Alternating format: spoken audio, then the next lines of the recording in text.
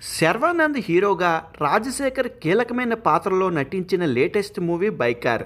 అయితే సినిమా ఎలా ఉందంటే, ఈ సినిమా తండ్రి కొడుకుల మధ్య ఉండే భావోద్రేయాల చుట్టూ తిరుగుతుంది.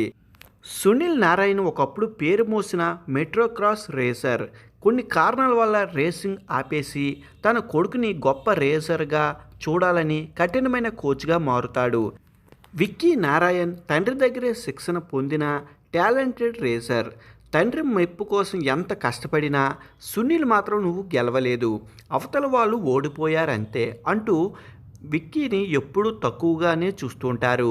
ఈ క్రమంలో విక్కీ ఇంటర్నేషనల్ రేసర్గా విఫలమై రేసింగ్కు దూరంగా భార్య అన్యోన్య మాలవికకు బిడ్డతో సాధారణ జీవితం గడుపుతుంటారు.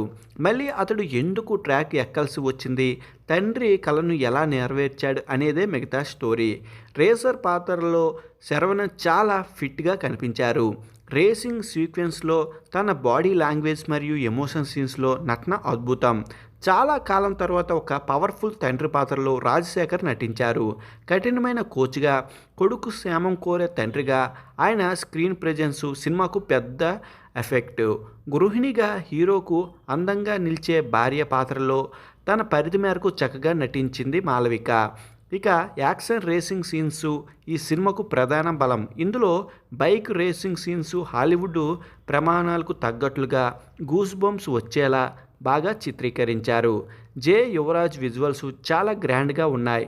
ముఖ్యంగా డస్ట్ ట్రెక్ మరియు రేసింగ్ అరేనాలు అద్భుతంగా చూపించారు. జీబ్రాన్ అందించిన బ్యాక్గ్రౌండ్ స్కోపు రేసింగ్ సీన్లో వేగాన్ని, ఎమోషన్ సీన్స్ను లోటుగా తీసుకెళ్తాయి.